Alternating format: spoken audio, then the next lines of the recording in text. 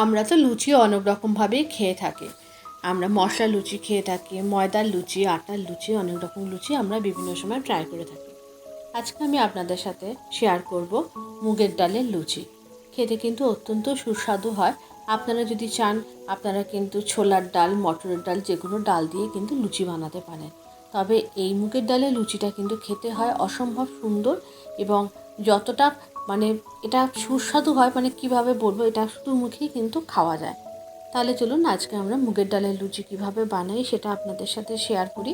আর বানানো কিন্তু একদমই সহজ।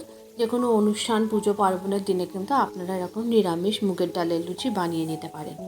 মুগের ডালের লুচি বানানোর জন্য আমি এখানে কিছুটা মুগের ডাল প্রায় 5-6 ঘন্টার মতো জলে ভিজিয়ে রেখেছিলাম। খুব ভালো করে ভিজতে হবে। তারপরে জলটাকে ঝরিয়ে এটা আমি একটু মিক্সিতে দিয়ে ভালো করে পেস্ট করে নিয়েছি। এর মধ্যে যখন পেস্ট করেছি তখন দিয়ে দিয়েছি 4টে কাঁচা লঙ্কা।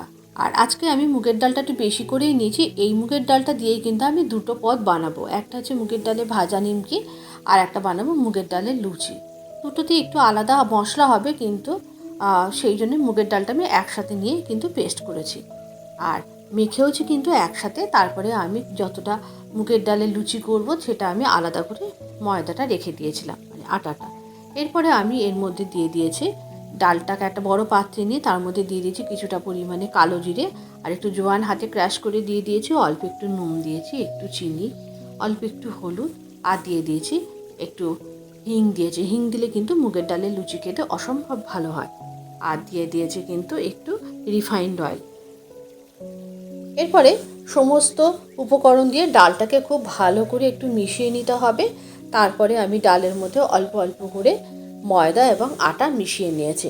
যতটা আটা দিয়েছি ততটাই ময়দা দিয়েছি, হাফ হাফ করে দিয়েছি। দিয়ে আমি একটা সফট ডো তৈরি করে নেবো। আর এই ডোটা মাখার সময় কিন্তু কোনো রকমভাবেই জল দেওয়া যাবে না, তাহলে কিন্তু লুচিগুলো খেতে একেবারেই ভালো হবে না। খুব ভালো করে ডোটা কিন্তু হাত দিয়ে মশটিয়ে মাখতে হবে। আর আমি এখানে একটু বেকিং পাউডার দিতে ভুলে গেছিলাম, অল্প একটু বেকিং পাউডার মিশিয়ে নিয়েছি। তারপরে নিমকির জন্য যতটুকু লাগবে সেটা আমি আলাদা করে নিয়েছি, আর বাকিটা আমি মুগের ডালের লুচি করব বলে আলাদা করে নিয়েছি। এরপরে ভালো করে ময়দাটাকে আরেকবার একটু হাত দিয়ে আমি ঠেসে নিয়েছি, নিয়ে এরকম ছোটো ছোটো করে লেচি কেটে নিয়েছি।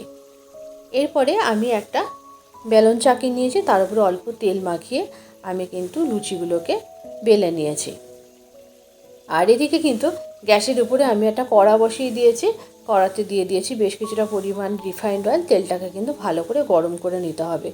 আপনারা তো জানেন যে কোনো লুচি ভাজার সময় তেলটা কিন্তু ভীষণ ভালো করে গরম হওয়া দরকার। ভালো করে তেল গরম না হলে কিন্তু লুচি কিন্তু একদম ঠান্ডা তেলে একদম ফোলে না। তাতে হয় কি, লুচিগুলোর ভেতরে অনেকটা করে তেল ঢুকে যায়। এবার দেখুন একদম ছাঁকা তেলে কিন্তু লুচিগুলোকে আমি এক এক করে ভেজে নিয়েছি। আর এই লুচিগুলো কিন্তু শুধু মুখেই খেতে অনেক ভালো লাগে।